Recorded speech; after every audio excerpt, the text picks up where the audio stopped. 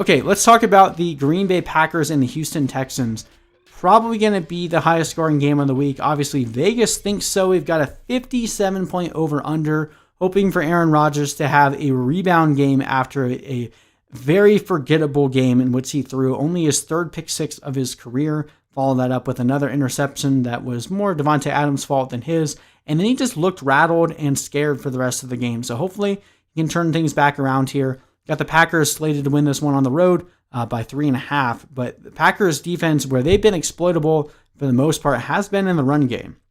Whereas the Texans have been exploitable pretty much everywhere. So we're very excited to see what the Packers can do here. I think this should be a shootout. Definitely Deshaun Watson is able to overcome the Packers defense on all fronts. We know Jair Alexander has actually been very good at slowing down the opposing wide receiver one, so that might, give us a little pause in starting Will Fuller in DFS, but I think he has been so consistent up to this point, with the exception of the game where he goosed you because of the hamstring injury. He's been one of the most consistent receivers in the league, scoring over 15 fantasy points in every other game. So you're not going to be too scared about this here. I do think that there will be enough points being scored that pretty much all the options here are going to be good. So on the Packers side, it's pretty easy. We're starting Rodgers. We're starting Aaron Jones. Aaron Jones is going to fight with Alvin Kamara to see who will be the number one running back on the week. Davante Adams, we saw last year, same thing, coming back off of an injury. The first week back was a little bit of a depressed stat line.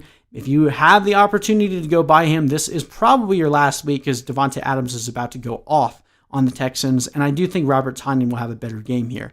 You could probably talk me into playing Jamaal Williams too if you're in a desperate enough spot. Should probably be involved in the pass game some here. Not excited about any of the other options here on Green Bay, so let's jump over to the Texans side. Deshaun Watson, ever since firing Bill O'Brien, has basically come back alive and looked like his old self.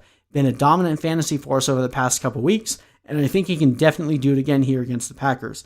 David Johnson, as we mentioned, the Packers are giving up the most fantasy points to opposing running backs in the entire NFL.